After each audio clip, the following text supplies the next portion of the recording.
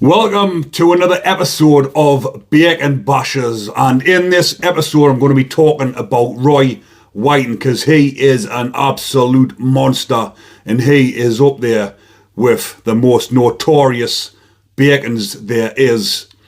Now, this case shocked the nation. It was the murder of 8-year-old Sarah Payne in 2000, and this one is one of those cases that you never forget. I mean, you never forget these type of cases when it involves young kids.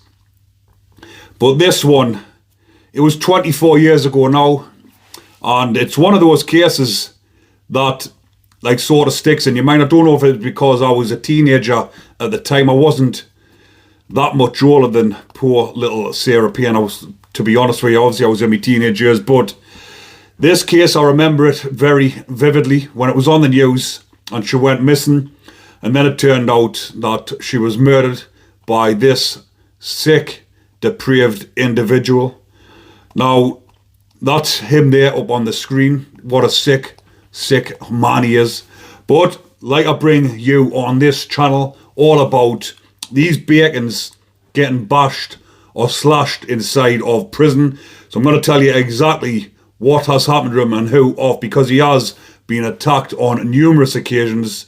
But he is, as you can quite well imagine, in HMP Wakefield, which is rightly named as Monster Mansion because it has the worst of the worst in there, and that is why they are labelled as monsters, and they are living with each other inside of there. Now, HMP Wakefield doesn't have any protection wings because it is full of VPs. That's what the class has in prison. The VP wings, which stands for vulnerable prisoner. They're anything but vulnerable when they're around young people, but when they're in the midst of violent men, then they are vulnerable to attack from the other inmates. Now, like I mentioned, that whole prison is for bacons. So sometimes, obviously, lads get sent from the other prisons and they have to go and mix in with these type of offenders. And this is how sometimes they've managed to get their hands on them. And one of them, which was the most serious attack, was by another inmate called Gary Vinter, who is a big, scary bloke inside the prison system. He's not very well liked because he is a sly, horrible man. But he is already serving whole life sentence. He then got, for this offence, he got an IPP, believe it or not. And then he got another life sentence for attacking somebody else in prison and trying to take their life. So first serving a sentence for killing a man down in Middlesbrough. Then when he was released just after 10 years, he went on to kill his former partner. And then he was given life without parole for that second murder.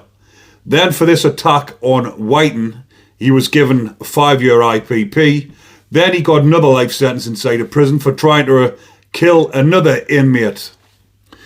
But for any of you who aren't familiar with this case, because I know a lot of younger subscribers are now watching the channel, and I'll just talk a bit about the case before I get into it.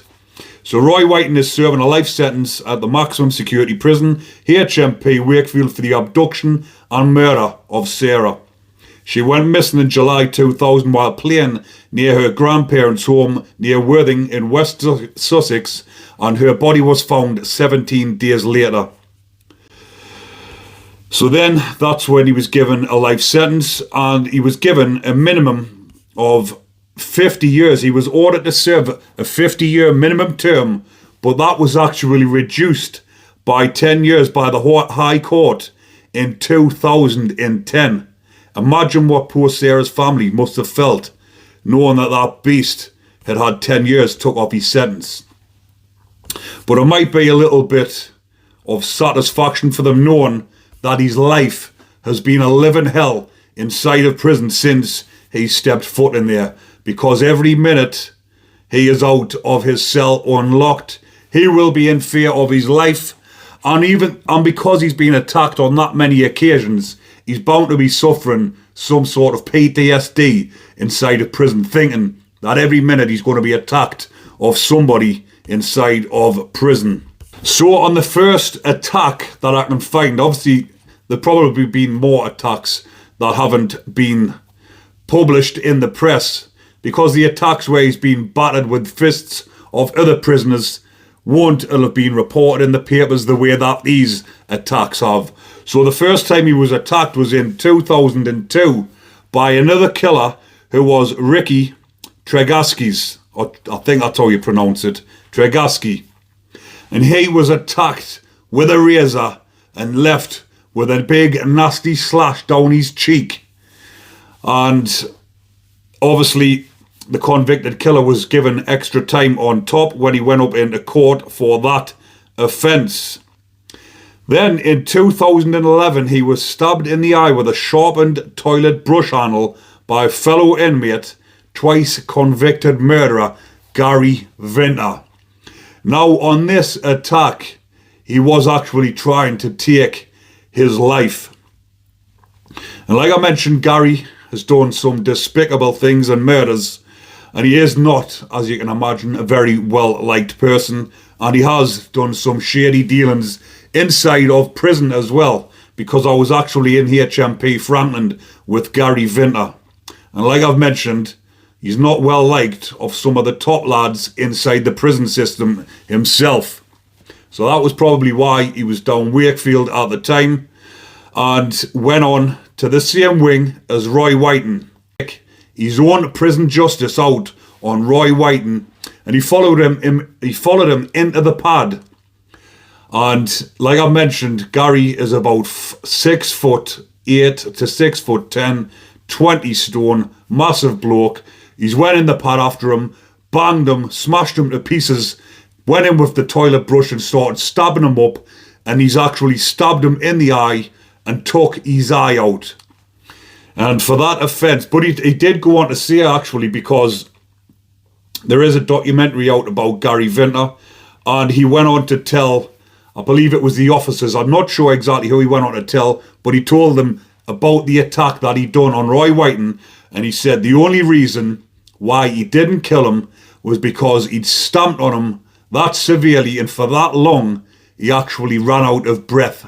He come out of the pad huffing and puffing because he was that exhausted from the ferocious attack that he landed upon the beast, the bacon Roy Whiten, when he was lying on the floor unconscious, and he stabbed him with the toilet brush and took his eye out. And it's probably the only decent thing that Gary Vinter has ever done. And another two convicted murderers, Richard Prendergast and Kevin Hayden, were jailed for an additional 7.5 years each for attacking Roy Whiten in his cell in 2018.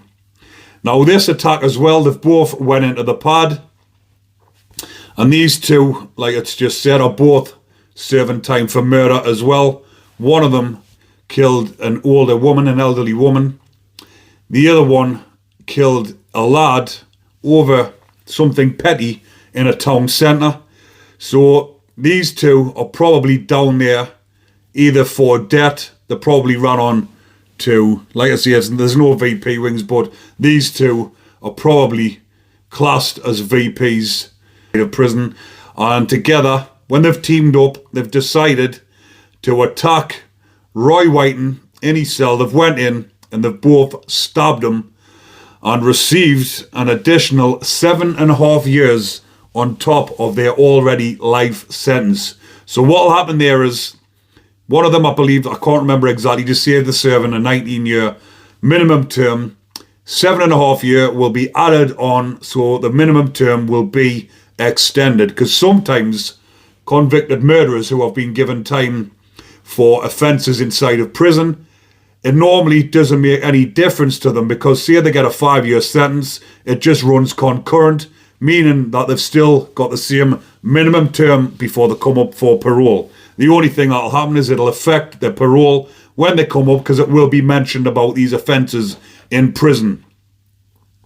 But again, this one has got to be up there with the number one, bacon bashers, because Roy Whiten, as he rightly so, in my own opinion, deserves prison justice inside of prison for attacking poor little Sarah Payne and taking her life, because that man is an absolute animal.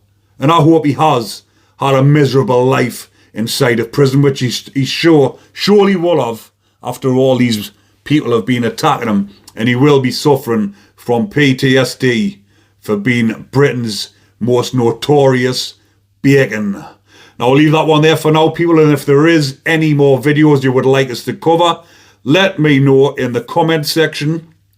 And as usual, if you are enjoying the content, remember to comment, like and subscribe. Take care, everyone.